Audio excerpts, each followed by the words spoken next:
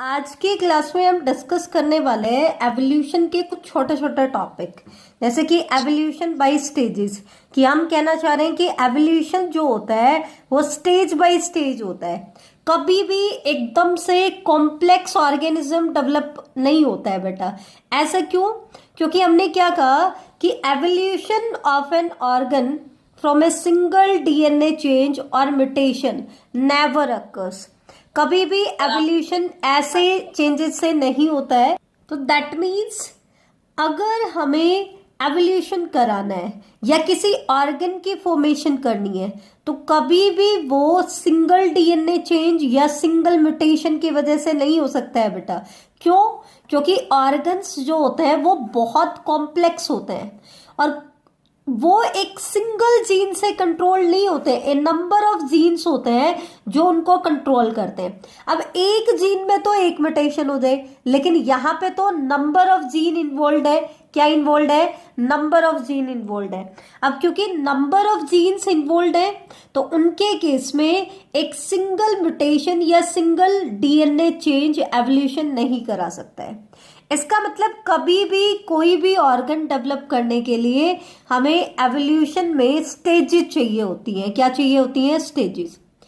Therefore, evolution of new organs always occur in stages। इसलिए हम कह रहे हैं कि किसी भी नए ऑर्गन को बनाने के लिए हमें क्या चाहिए? स्टेजेस। एकदम से ऑर्गन डेवलप नहीं होता है, वो कुछ स्टेजेस में जाकर के डेवलप होता है। ठीक है।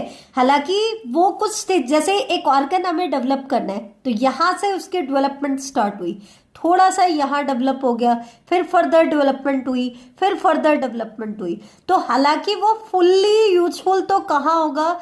जब वो फुल्ली डेवलप हो जाता है। अब ये जो इंटरमीडिएट स्टेजेस हैं ये यूजफुल हो भी सकती हैं और नहीं भी हो सकती हैं, लेकिन कभी भी एवोल्यूशन एक सिंगल स्टेप में नहीं हो सकता, वो स्टेजेस में होता है। दैट मीन्स उसको करने के लिए हमें नंबर ऑफ म्यूटेशंस चाहिए होती हैं। ठीक है।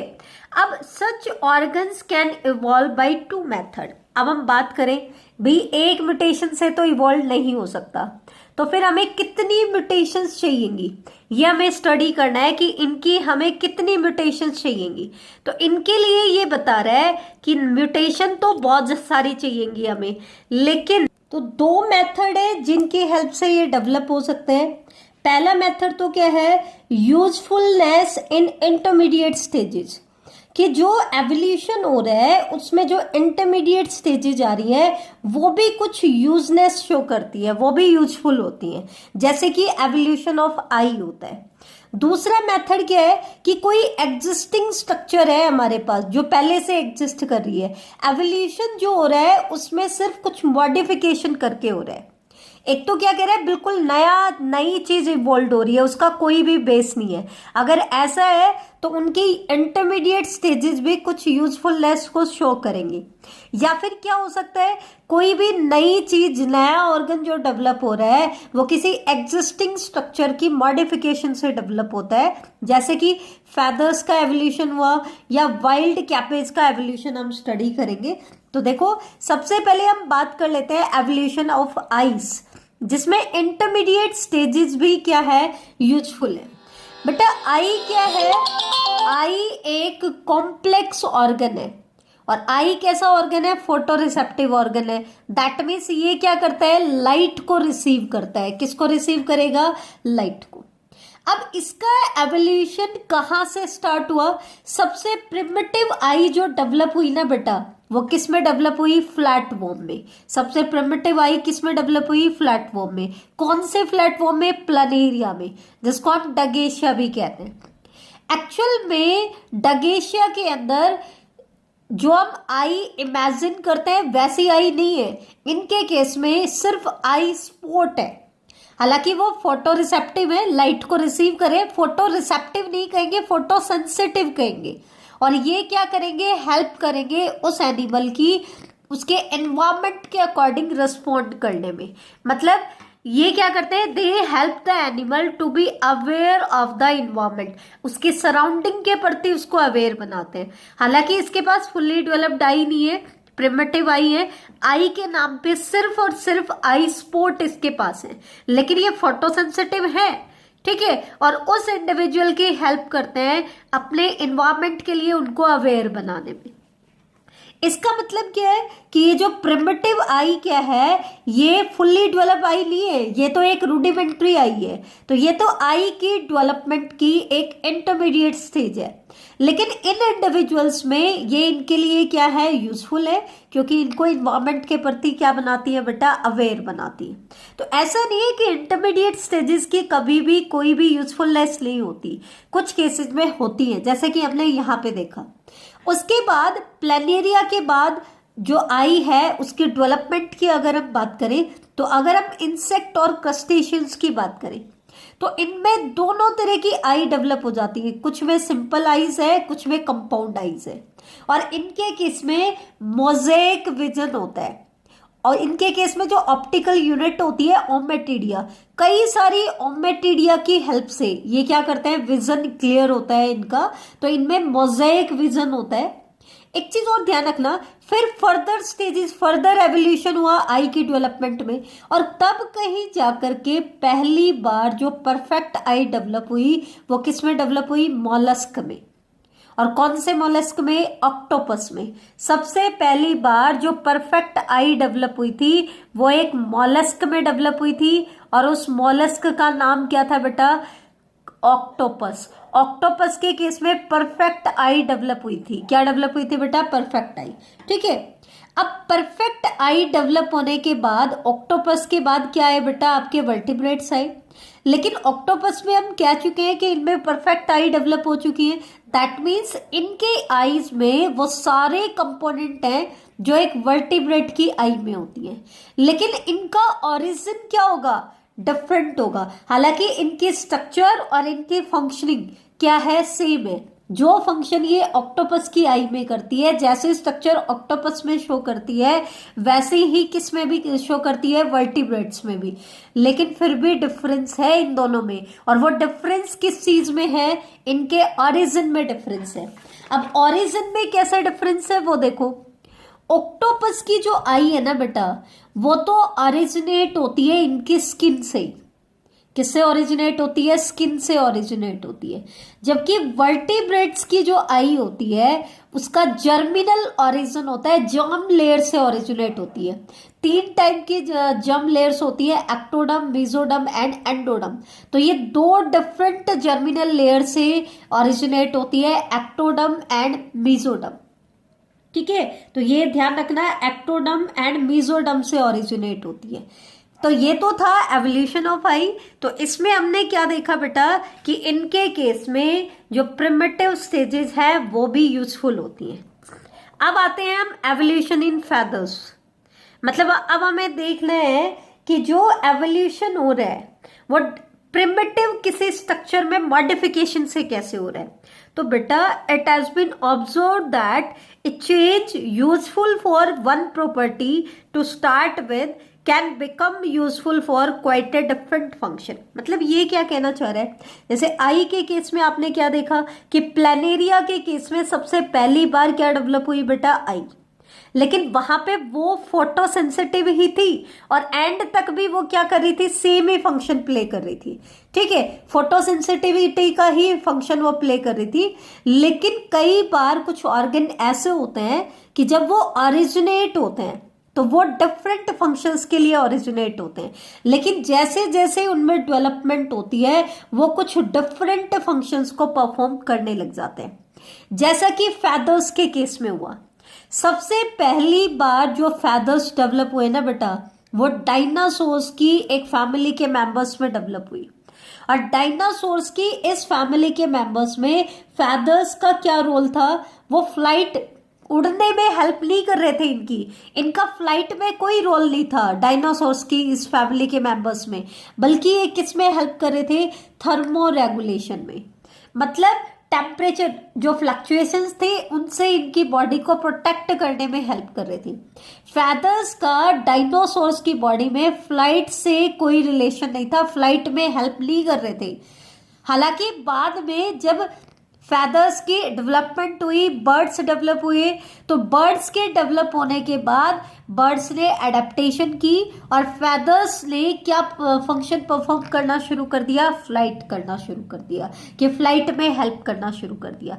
जबकि इनिशियली जो फेदर्स डेवलप हुए थे, जो प्रिमिटिव फेदर्स डेवलप हुए थे, जब फर्स्ट टाइम फेदर डेवलप हुए थे, तो उनका फंक्शन था थर्मो रेगुलेशन। लेकिन बर्ड्स में वो अडेप्ट हो गए और फेदर्स ने किस में हेल्प करना शुरू कर दिया, फ्लाइट में हेल्प करना शुरू कर दिया। इसका मतलब जरूरी नहीं है कि जब भी कोई स्ट्रक्चर ओरिजिनेट होती है वो वही फंक्शन परफॉर्म करे एंड तक भी, ऐसा जरूरी नहीं है। कई बार क्या होता है, during the course of evolution वो अडेप्ट कर जाता है इंडिविजुअल, और उनके फंक्शंस भी क्या हो जाते हैं, डिफरेंट हो जाते हैं। अब इससे हमें क्या पता चला, भाई फेदर का फीचर बर्ड्स में आया कहां से, इवोल्व कहां से हुआ, डायनासोर से इवोल्व हुआ। अब डायनासोर्स कौन से ग्रुप से बिलोंग करते हैं, रेप्टाइल से। अब क्योंकि इनको ये फीचर रेप्टाइल से ही मिला है, तो इसलिए हम बता सकते हैं कि डायनासोर्स मतलब जो रेप्टाइल्स हैं वो क्लोजली रिलेटेड है किससे, बर्ड से। या हम कहते हैं बर्ड्स जो है वो क्या है बेटा, क्लोजली रिलेटेड है किससे, आपके रेप्टाइल से। ठीक है, तो ये चीज आप ध्यान रखना, ये चीज इंपॉर्टेंट है। ठीक है, तो ये तो था एवोल्यूशन इन फेदर। अब हम बात कर लेते हैं एवोल्यूशन इन वाइल्ड कैबेज।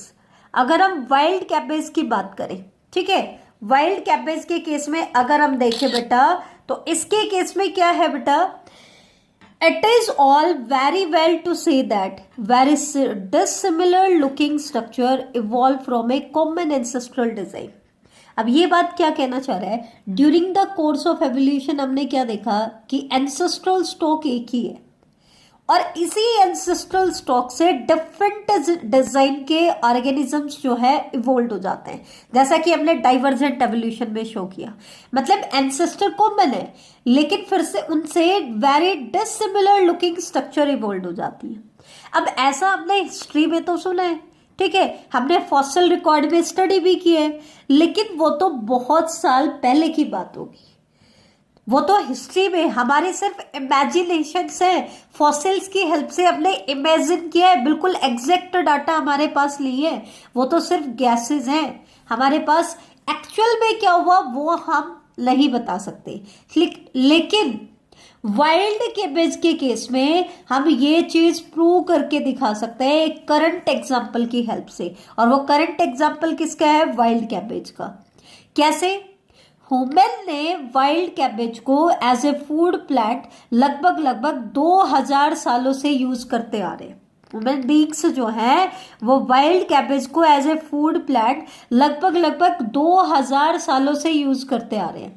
और ह्यूमन्स ने क्या किया बेटा, कैबेज के अंदर, वाइल्ड कैबेज के अंदर एवोल्यूशन कराया, इसको इवॉल्व किया अलग अलग स्पीसीज में, लेकिन किसकी हेल्प से किया, सिलेक्शन की हेल्प से। लेकिन यहाँ पर जो याद करने वाली बात है वो बात क्या है बेटा, क्योंकि ह्यूमन की इन्वॉल्वमेंट यहाँ पे है, तो जो सिलेक्शन हम कर रहे हैं इसको हम बोलेंगे आर्टिफिशियल सिलेक्शन, ना कि नेचुरल सिलेक्शन। जैसा कि डार्विन ने कहा था, डार्विन ने तो क्या कहा था, एवोल्यूशन क्यों हो रहा है, नेचुरल सिलेक्शन की वजह से हो रहा है। लेकिन नेचुरल सिलेक्शन में तो किसी भी स्पीसीज को सेलेक्ट कौन करता है, नेचर करता है, कोई इन्वायरमेंटल फैक्टर करता है, कोई क्लाइमेटिक फैक्टर करता है। लेकिन यहाँ पे सिलेक्शन कौन कर रहा है, ह्यूमन कर रहा है। इसलिए वाइल्ड कैबेज में जो सिलेक्शन की बात हम कर रहे हैं उस सिलेक्शन प्रोसेस को हम क्या कहेंगे, आर्टिफिशियल सिलेक्शन। अब इसके केस में मैं आपको बताऊंगी कि आर्टिफिशियल सिलेक्शन की हेल्प से वाइल्ड कैबेज में कैसे ह्यूमन ने एवोल्यूशन करा है। तो ध्यान से देखना, ये एनसीईआरटी का डायग्राम है जो मैं आपको दिखा रही हूं, ये वाइल्ड कैबेज का एवोल्यूशन दिखा रहा है।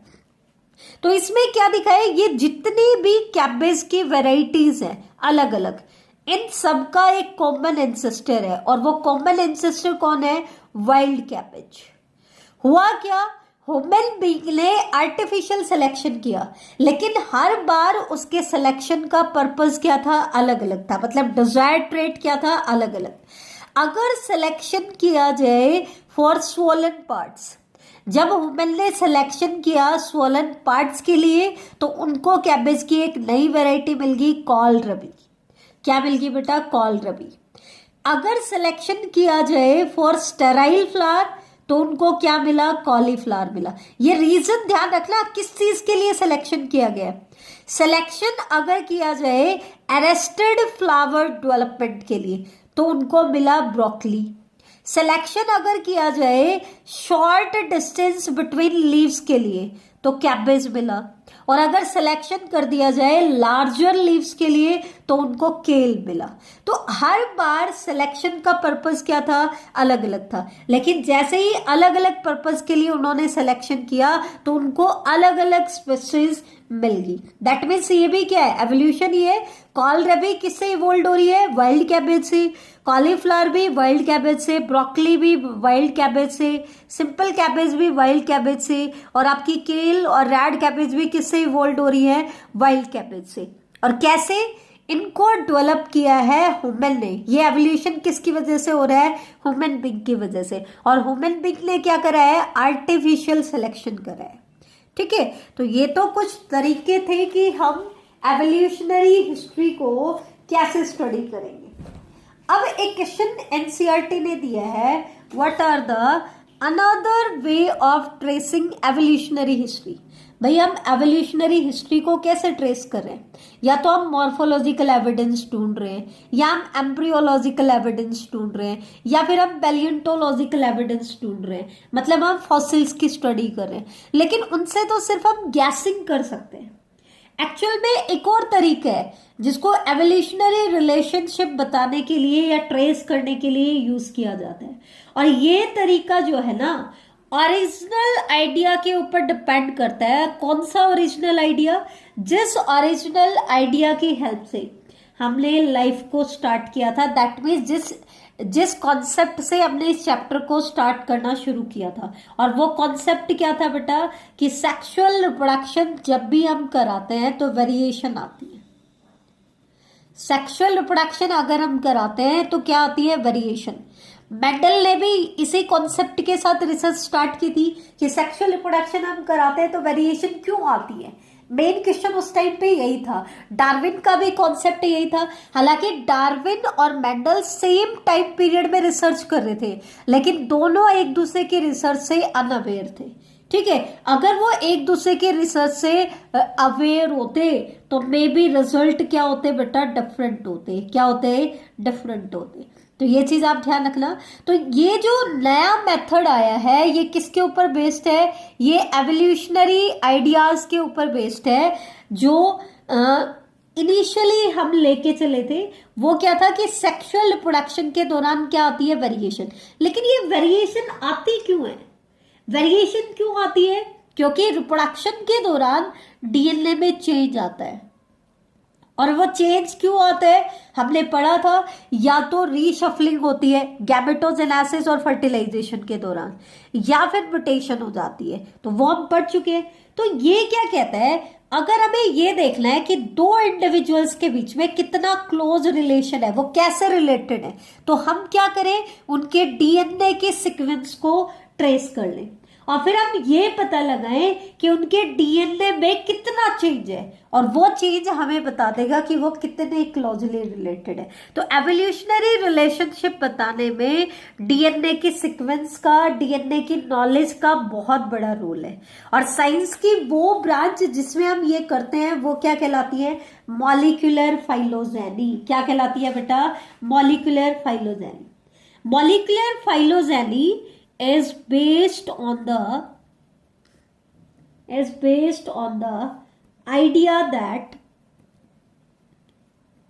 एनसीईआरटी की लाइन है ये, organisms which are more distantly related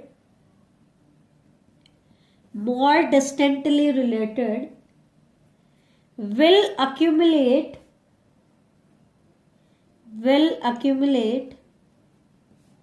a greater number of difference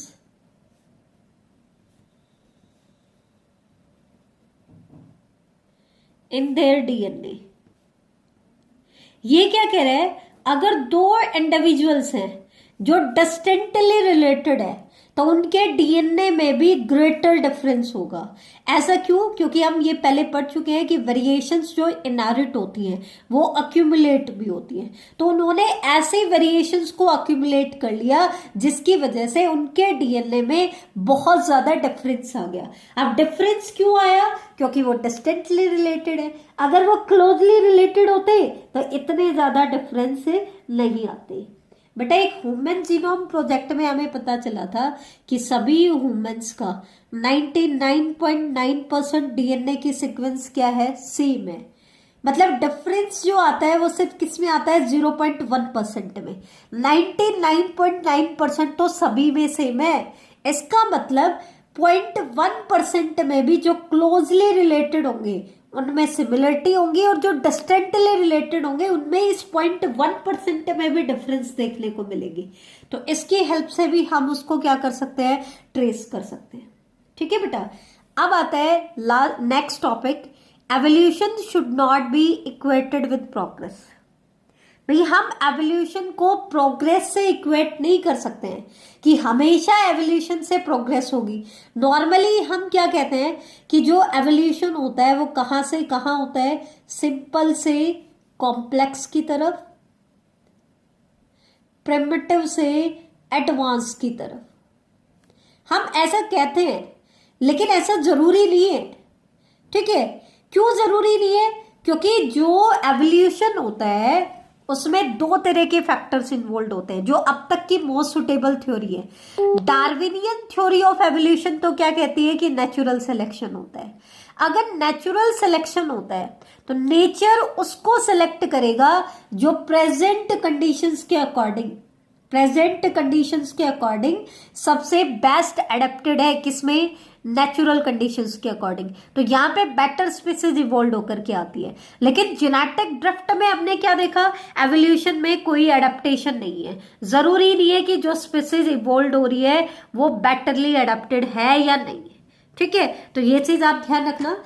तो हम कभी भी एवोल्यूशन को प्रोग्रेस से इक्वेट नहीं कर सकते, क्योंकि अगर एवोल्यूशन सिर्फ नेचुरल सिलेक्शन से होता तो हम इक्वेट कर देते कि प्रोग्रेस हो रही है। लेकिन साथ में क्या आ रहा है? जेनेटिक ड्रिफ्ट भी आ रहा है, म्यूटेशंस भी हैं, कई सारे फैक्टर हैं।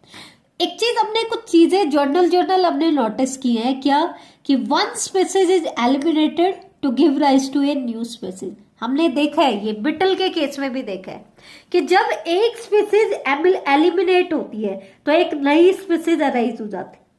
लेकिन बेटा ऐसा हमेशा तो ट्रू नहीं है। ठीक है, ऐसा हमेशा तो ट्रू नहीं है। ये किसके ऊपर डिपेंड करता है? एनवायरमेंट के ऊपर डिपेंड करता है। कैसे? जैसे कि हमने बिटल के केस में नोटिस किया, जब हमने सिचुएशन फर्स्ट की बात की तो हमारे पास नेचुरली थी रेड बीटल, फिर एवोल्यूशन की हेल्प से क्या बन गई? Green beetle. अब प्रेजेंट कंडीशंस के अकॉर्डिंग तो क्या था? Green beetles are more advantageous. तो फिर क्या हो सकता है कि ये इवॉल्व हो जाए और ये डिसअपियर हो सकता है, पॉसिबिलिटी है। लेकिन सिचुएशन सेकंड में रेड बीटल इवॉल्व होगी, किसमें? ब्लू बीटल भी। अब वो तो जेनेटिक ड्रिफ्ट हो गया, वो तो एक चांस इवेंट है, हो या ना हो। अगर वो चांस इवेंट ना हो तो फिर बेटा ब्लू बीटल के पास कोई एडवांटेजियस म्यूटेशन नहीं है, एडवांटेजियस वेरिएशन नहीं है इसके पास, तो इसको कोई बेनिफिट नहीं मिल रहा है, तो नेचर इसको सेलेक्ट नहीं कर रहा है। तो नेचर में ये दोनों स्पीसीज एग्जिस्ट कर सकती हैं। जरूरी नहीं है कि रेड बीटल डिसअपियर होंगी और ब्लू बीटल इवॉल्व होगी, ऐसा कोई कंपल्सन नहीं होता है, या ऐसा जरूरी नहीं होता है कि हमेशा ऐसा हो। वो किसके ऊपर डिपेंड करता है? एनवायरमेंट के ऊपर डिपेंड करता है। दूसरा पॉइंट जो इंपॉर्टेंट है वो क्या है? It is not sure that newly generated species are in any way better than older one. ये भी कोई श्योर नहीं है कि जो नई स्पीसीज जनरेट हो रही है एवोल्यूशन से वो ओल्डर से बेटर हो, ऐसा कोई जरूरी नहीं है। क्योंकि एवोल्यूशन नेचुरल सिलेक्शन के साथ साथ जेनेटिक ड्रिफ्ट की वजह से भी होता है। जैसे हमने यहाँ के केस में कहा ग्रीन तो बेटर है लेकिन ब्लू ज्यादा बेटर नहीं है। एक चीज और ध्यान रखना, जैसे कि ह्यूमन और चिंपैंजी इन दोनों का कॉमन इंसेस्टर है, लेकिन हम ह्यूमन को चिंपैंजी से इवॉल्व नहीं करा सकते हैं। क्यों? क्योंकि ये जो दो रिजल्टेंट स्पीसीज हैं ये डिफरेंट वेज में इवोल्व हुई हैं, they have their own separate way to give rise to current form. मतलब इसने बहुत सारी म्यूटेशंस की होंगी, बहुत सारी स्टेजेस आई होंगी, तब जाकर के चिंपैंजी बना। और इसकी जो स्टेजेस है वो इससे काफी डिफरेंट है, दोनों की अपनी अपनी डिफरेंट डिफरेंट इंटरमीडिएट स्टेजेस हैं। तो हम ऐसा नहीं कह सकते कि चिंपैंजी से हम ह्यूमन को इवॉल्व करा दें, ठीक है। जनरली एवोल्यूशन में क्या ट्रेंड होता है, सिंपल से मोर कॉम्प्लेक्स बॉडी डिजाइन बनता है, ठीक है। लेकिन इसका मतलब ये नहीं है कि सिंपल मोर कॉम्प्लेक्स क्यों बना रहा है, इसका मतलब ये नहीं है कि जो सिंपल था बॉडी डिजाइन वो इनएफिशिएंट था, ऐसा नहीं है। जैसे कि अगर हम बैक्टीरिया की बात करें, बैक्टीरिया सबसे प्रिमिटिव ऑर्गेनिज्म है, बैक्टीरिया से क्या बने, प्रोटिस्ट बने, ठीक है। ऐसे एवोल्यूशन हुआ है, हमने पढ़ा है सिंपल से कॉम्प्लेक्स की तरफ। लेकिन फिर भी आप नोटिस करो आर्के बैक्टीरिया के मेंबर ऐसे मेंबर्स हैं जो मोर हार्श हैबिटेट में सरवाइव कर सकते हैं, जैसे कि हॉट स्प्रिंग, थर्मल वेंट्स, जबकि बाकी इंडिविजुअल वहां पे सरवाइव नहीं कर सकते। तो इसका मतलब ये नहीं है कि जो सिंपल फॉर्म में थे वो इनएफिशिएंट हो, ऐसा कोई जरूरी नहीं है। तो ये चीज भी आपको ध्यान रखनी पड़ेगी। नेक्स्ट पॉइंट क्या आता है, इसलिए हम ये कंक्लूजन निकाल सकते हैं कि evolution should not be equated as ladder of progress. ऐसा नहीं है कि पहले ये स्टेप इवोल्व हुआ, इससे बेटर ये है तो हम ऊपर आ गए, मतलब ज्यादा बेटर है, इससे बेटर ये है, तो एक लैडर की तरह इसको हम इक्वेट नहीं कर सकते हैं। जबकि एवोल्यूशन तो क्या है बेटा, कई एक ही स्टेप पे कई ब्रांचेस अराइज हो रही हैं और हर ब्रांच की फर्दर सब ब्रांचेस अराइज हो रही है, लाइक ए ट्री। किसकी तरह, ट्री की तरह, ठीक है। तो एवोल्यूशन जो है वो वैसे ही हो रहा है जैसे एक ट्री की ब्रांचेस ग्रो कर रही है, it is not like ladder of progress. तो ये था।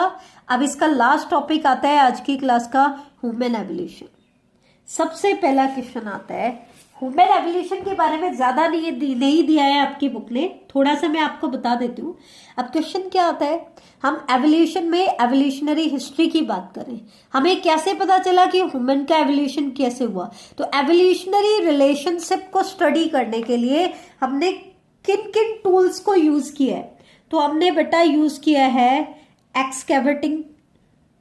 एक्सकैवेटिंग का मतलब क्या है, डिगिंग करके हमने कुछ हमें आइटम्स मिले जिनकी हमने स्टडी की।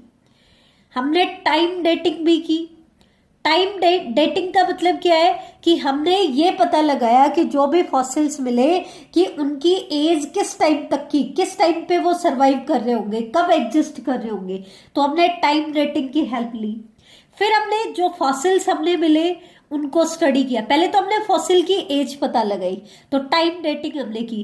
फिर हमने फॉसिल की स्टडी की और फॉसिल को स्टडी करने के बाद हमने डीएनए सीक्वेंसिंग भी की। अगर हमें डीएनए मिल जाता है तो that means determination of DNA sequencing.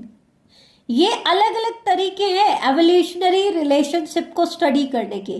कैसे, हम एक्सकेवेशन करें, उत्खनन बोलते हैं ना, नीचे दबी हुई चीजों को निकाल निकाल के हम देख रहे हैं, या फिर रॉक वगैरह में जो है तो उन रॉक की हम एज निकाले तो उन फॉसिल्स की एज भी हम वही अज्यूम कर लें, जैसा कि हमने रिलेटिव डेटिंग और कार्बन डेटिंग में स्टडी किया। या फिर हम फॉसिल्स को फिर फर्दर स्टडी करें कि वो फॉसिल इंप्रेशन कैसे हैं, उनसे कैरेक्टर्स निकालने की कोशिश करें। या फिर अगर हमें डीएनए सैंपल मिल जाता है तो मोस्ट एडवांस मेथड जो अभी रिसेंट आया है वो क्या है कि हम डीएनए की सीक्वेंसिंग कर लें, उसके डीएनए की सीक्वेंस पता लगाएं। क्यों? क्योंकि जो भी बायोलॉजिकल इंफॉर्मेशन है वो डीएनए के पास है।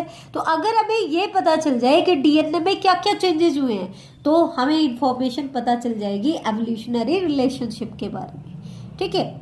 अब हम पर्टिकुलरली इन सारी चीज़ों से हमें ह्यूमन के बारे में क्या पता चला कि ह्यूमन की बहुत ज़्यादा डाइवर्सिटी हमें देखने को मिलती है, बहुत सारी फॉर्म्स और फीचर्स हमें इसको देखने को मिलते हैं। अलग अलग चीजें हैं, साइज को लेकर के, कलर को लेकर के, ठीक है, उनके फिजिक्स को लेकर के बहुत सारे फीचर है। लेकिन सबसे कॉमनेस्ट मेथड क्या है उनके डाइवर्सिटी को डिफ्रेंशिएट करने का, उनका स्किन कलर।